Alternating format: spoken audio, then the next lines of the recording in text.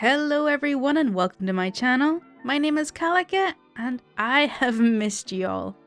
Gosh, it feels like it's been forever. How have you been?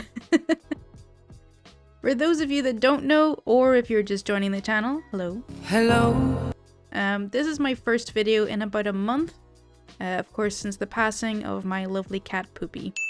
I'm still not totally okay, but I wanted to get back into making videos and not just like moping about all the time. So we're going to be doing one of my favorite subreddits today, and you are going to be a craftier person after watching this video. Video game compliance. Essentially, due to poverty and my own self-reliance, I was raised by Sonic the Hedgehog, Crash Bandicoot, and both Banjo and Kazooie. We were a poor family. I was a well-behaved child, and every penny of pocket and chore money went on video games.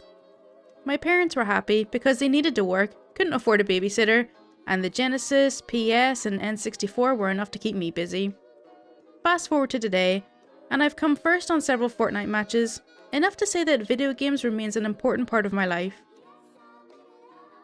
Mrs. OP has always known that me and video games are a package deal, and we've even played a lot together on games such as Wii Sports, PlayStation Move, and Just Dance.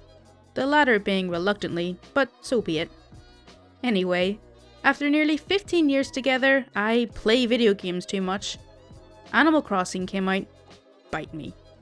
So I agreed to play 1 hour. Exactly 1 hour a day. Well, I set my timer going. The laundry needs putting out. Timer paused. There are dishes on the rack that need to be put away. Timer paused. Can you help me translate these paragraphs into English? Of course, my love. Timer paused. My boss has introduced some changes. I think she may have misunderstood. What, in your opinion, should I say to placate her? Timer paused. So, it gets to around 10:30 PM, and dear Mrs. OP is yelling at me for not being in bed. But I haven't had my hour of video games, dearest. Turns out that an exact hour of video games was way more than I was getting, and I'm not renegotiating. Happy smiley face. I don't really get the argument of playing video games too much, but I suppose I'm probably in the same boat as OP, where for me it was an integral part of growing up. I really love video games, and I remember my brother and I used to rent a game every Friday for the weekend when I was about 8 or so he would have been 12. So it would mostly be me watching him play, but hey, I like the storylines. Argued with the police to get into jail. The cop got suspended. I hope this belongs here. Not sure about the labels used in this sub. A little background on me. I used to get into a lot of trouble with the law due to drug use and things associated with it like possession charges and retail theft.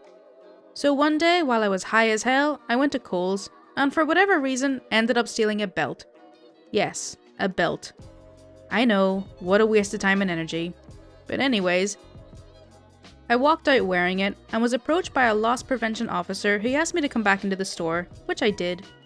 I was taken to their office and took the belt off.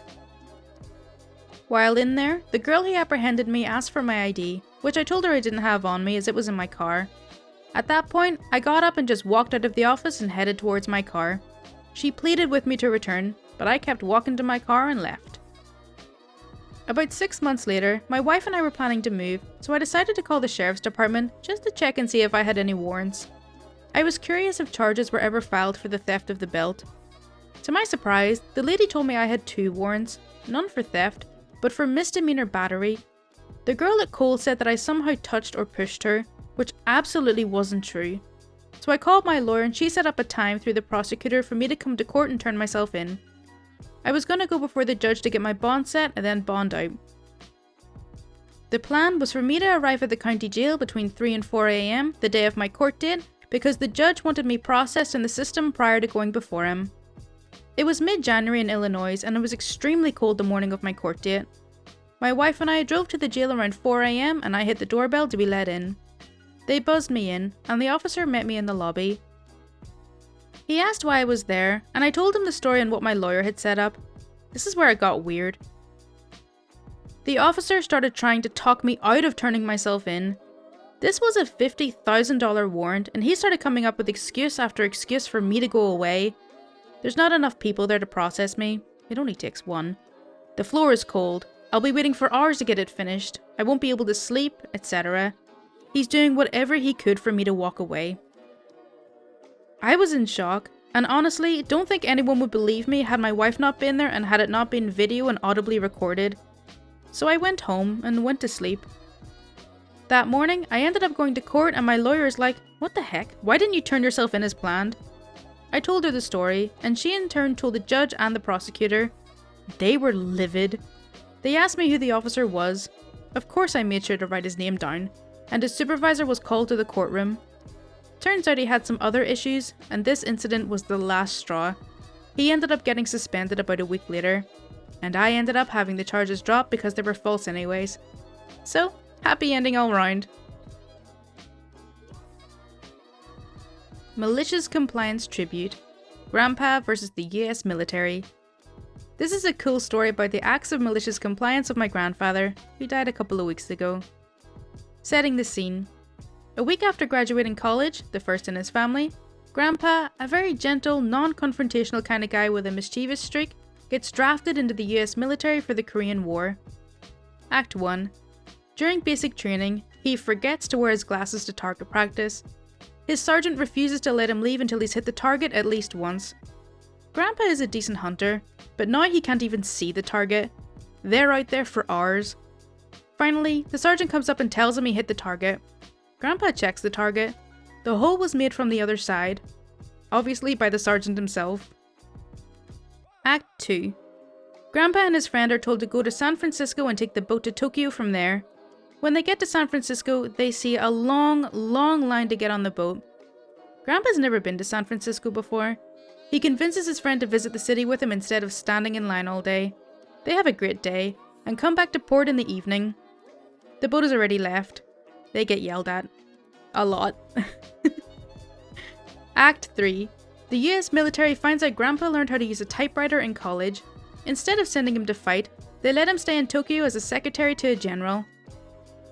The general keeps sending him out to get things signed. It's hard to get people to listen to a non-officer though. That's what Grandpa tells his boss when he complains about how nothing seems to get done. Next thing he knows, Grandpa's been promoted. Now he can order people to sign his forms. Act 4. Grandpa finds out that 1. US soldiers in uniform ride Japanese public transport for free, and 2. If he donates blood, he gets the weekend off that week. He starts donating blood. Every single week, and travels all over Japan on the weekends. And that's how I met Grandma. Edit. Thank you so much for the love and well wishes, everyone. Grandpa had a great life and died peacefully with lots of kids, grandkids and great-grandkids near. We miss him, but he lives on in his stories. And about the blood, as several of you have pointed out, every week is a lot. It might have been some plasma or something, or the army might not have known or cared, or I could be remembering wrong. I'll ask some family if they remember and I'll keep you updated. I must have said this like a million times in my videos, but older people just have the best stories. And OP's grandpa sounded like someone I would have loved to have sat down with and just listened to his tales for days and days. Mailbox Customer gets, and doesn't get, exactly what he asked for. I own a mail shop. You've probably seen 100 like mine. We have mailboxes we rent and we rented one. We'll just call him Box 109. 109 wasn't a nightmare customer, but he also was never pleasant. He always accused us of changing the lock on his box because his key didn't work. Inevitably, he just wasn't using it correctly, and I'm aware of how crazy that sounds. So, he closes his box, and we are required under the United States Postal Service to hold mail for 6 months, and then we can return to sender or send to the customer's last known address. We are not required to provide this mail free of charge in the interim.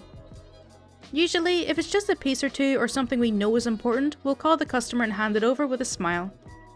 Well, 109 tells my employee that he's expecting some mail from the DMV and he'd like her to tell him when it's there. Time goes by.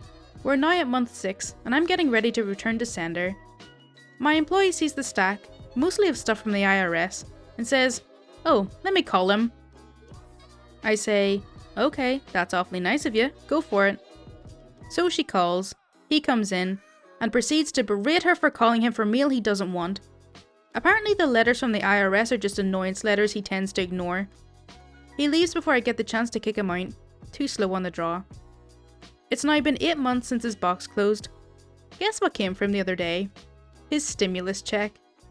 My employee looks torn, and I told her, he said, everything from the IRS is just crap, return it to sender. We're just doing exactly what he requested.